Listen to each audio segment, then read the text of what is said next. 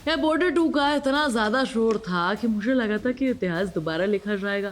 Film से इतनी उम्मीदें थी कि भाई 500,000 छोड़ो 2,000 करोड़ कमा लेगी यार।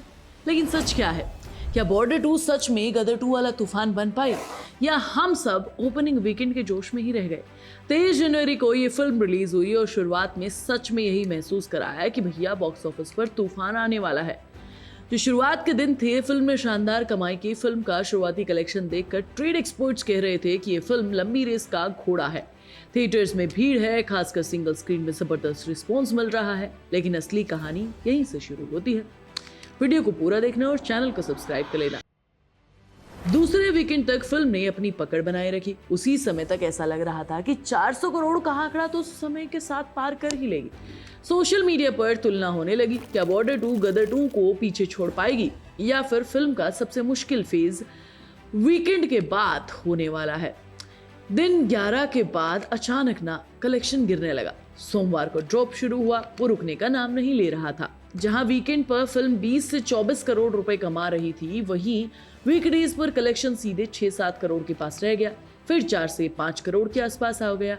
और यही मूवमेंट था जहां ट्रेड को समझ में आ गया कि फिल्म अब तोड़ नहीं पाएगी, मुश्किल है इसका दौड़ना। अब सवाल ये उठता है कि आखिर ऐसा क्यों हुआ?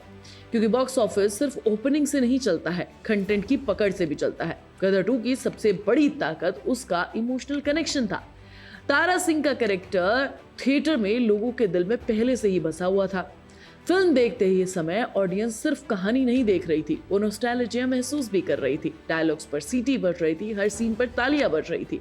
लेकिन बॉर्डर 2 के साथ ये चीज ना थोड़ी सी कमजोर पड़ गई। माना फिल्म टेक्निकली बड़ी थी, स्केल बड़ा था, स्टार कास्ट बड़ी थी, लेकिन कहानी उतनी गहराई से उतना इमोशनल पंच नहीं दे पाई जितना लोगों को उम्मीद थी। वॉर ड्रामा होने के बावजूद फिल्म में वो यादगार मोमेंट्स ही नहीं बने जो रिपीट पे हम देख सकें, जो हमारे दिल में बस जाएं।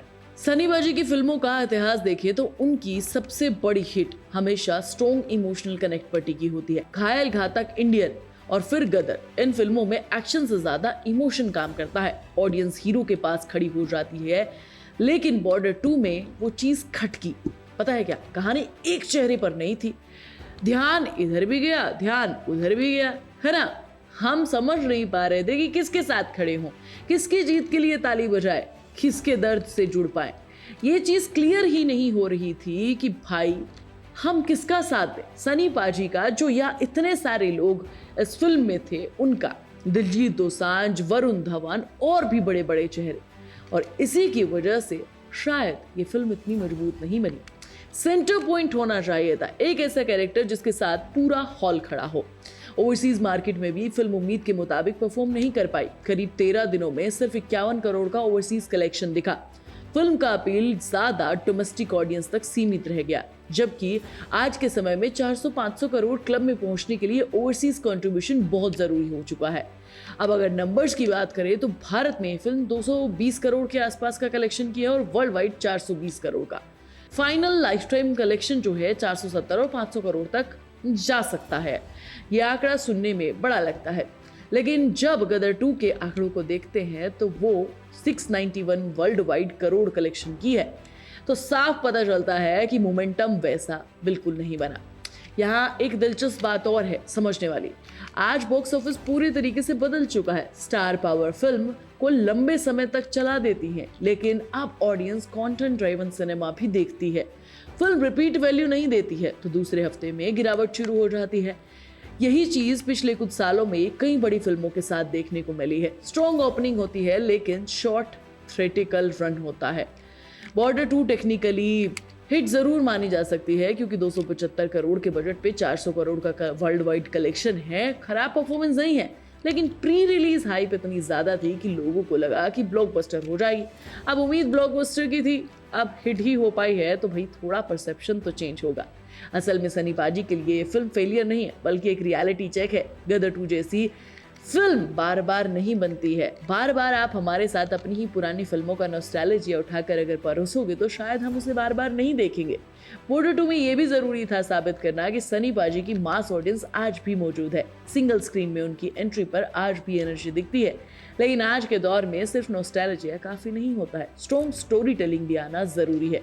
और शायद यही बॉलीवुड के लिए सबसे बड़ी लर्निंग भी है। ऑडियंस अब सिर्फ बड़े नामों पर नहीं, बड़े स्केल पर नहीं इंप्रेस होती है, उन्हें ऐसी कहानी चाहिए जो दिल में बैठ जाए, जिसे वो दोबारा देखने का मन करे।